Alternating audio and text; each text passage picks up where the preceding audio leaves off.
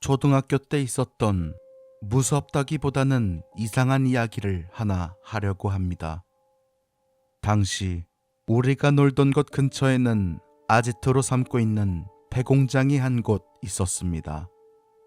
말 그대로 우리들만의 놀이터였죠. 이상한 잡동사니를 모아서 보물로 삼거나 드럼통에 쌓인 빗물에 온갖 더러운 것들을 넣어서 독약을 만들거나 하면서요. 그런데 사실 그 폐공장에는 우리 말고도 있던 사람이 한 명 더 있었습니다.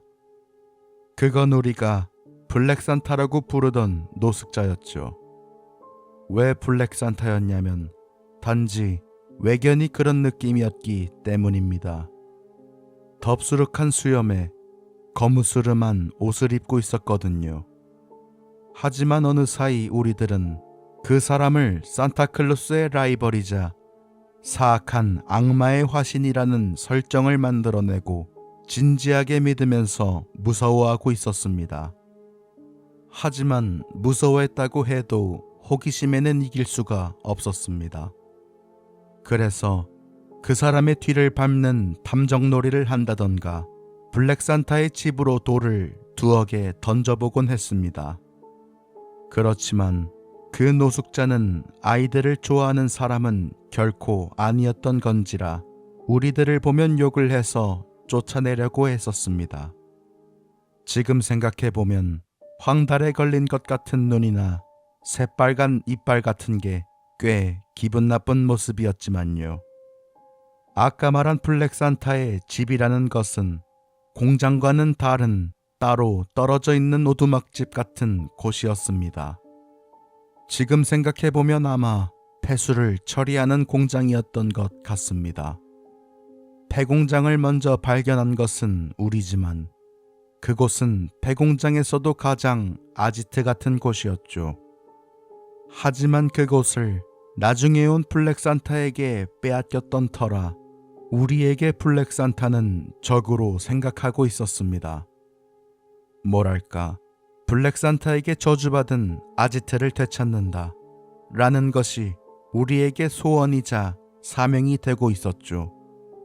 그런데 그것이 어느 날 어째서인지 반대로 블랙산타를 그 오두막집에 가두어 버리자는 것으로 바뀌어 버렸습니다.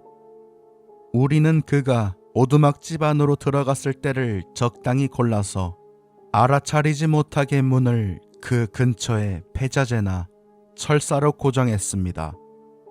그 후 모습을 살피면 안에서 문을 덜컥거리고 있었기 때문에 블랙산타는 틀림없이 안에 갇혀버린 것 같았습니다. 그러나 그날 우리는 문을 열어주면 습격당할까 무서워 그대로 집으로 돌아갔습니다. 다음 날에도 문을 열지 못했습니다.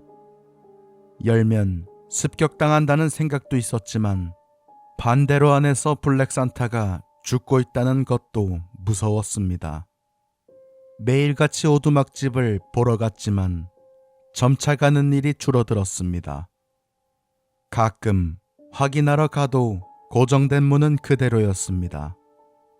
블랙산타라는 것도 점점 실존하는 인간이 아니라 초등학생들 사이에서 구전되는 가공의 요괴 같은 존재가 되어갔습니다. 그리고 2년 정도가 지나 내가 초등학교 5학년이 되었을 때 그 폐공장이 철거되었습니다. 당시 사정을 알고 있던 7, 8명이 모여서 과연 어떤 광경이 나타날지 겁내며 그 모습을 지켜봤습니다. 하지만 별일 없이 공장과 오두막이 모두 철거되었습니다. 겁내면서 작업하던 사람에게 물어봤지만 오두막집에는 사체 같은 것은 전혀 없었다고 합니다. 한때 아지트로 사용했기 때문에 그 오두막의 구조는 샅샅이 알고 있었습니다. 하지만 그 오두막집에는 문을 제외하면 출입할 수 있는 곳은 전혀 없었습니다. 그렇지만 문은 그대로 두고 블랙산타는 사라져 있었습니다. 마음이 놓이면서도 무서운 복잡한 기분이었습니다. 그날 이후 블랙산타는 본 적이 없습니다.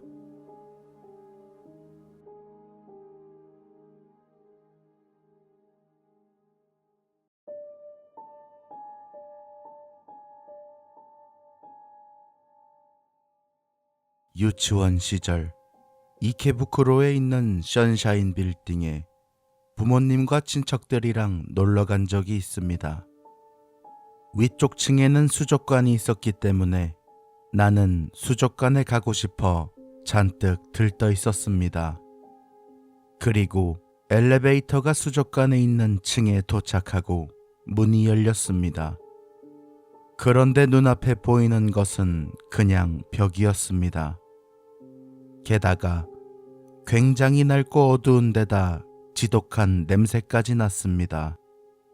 어렸을 때인데도 아직도 그때 느꼈던 현기증과 토할 것 같은 느낌이 생생할 정도였습니다. 순간 단숨에 주변의 분위기가 차가워졌습니다.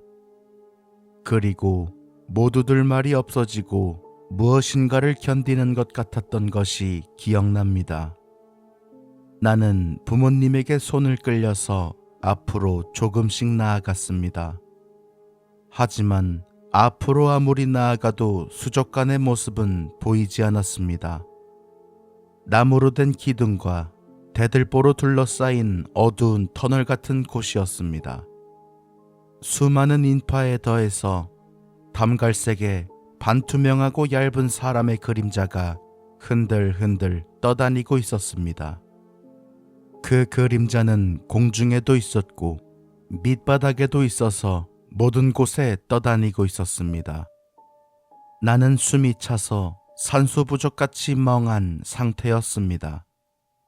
하지만 부모님이 내 손을 끌고 있었기 때문에 그저 걸을 수밖에 없었습니다. 안으로 나아갈수록 반투명한 그림자들이 늘어났습니다. 지독한 냄새와 괴로움으로 입조차 열 수 없었습니다. 결국 나는 정신이 아찔해지면서 비틀거리며 쓰러지고 말았습니다. 이것이 선샤인 빌딩 수족관에서 내가 겪은 일입니다. 부모님은 나를 수족관까지 데려갔는데 바로 앞에서 내가 쓰러져서 깜짝 놀라셨다고 합니다. 그리고 나는 다 자란 후에 선샤인 빌딩의 유래를 듣고서야 내가 왜 그런 일을 겪었었는지 알아차릴 수 있었습니다. 원래 선샤인 빌딩이 있던 곳은 스가모 프리즌이라는 전범 수용소였다고 합니다. 그리고 그러한 어두운 이미지를 불식시키기 위해 선샤인이라는 밝은 이름의 빌딩을 세웠다는 것입니다. 내가 보았던 그림자들은 전쟁의 소용돌이에 휘말렸던 사람들의 원한서린 넋이었던 걸까요?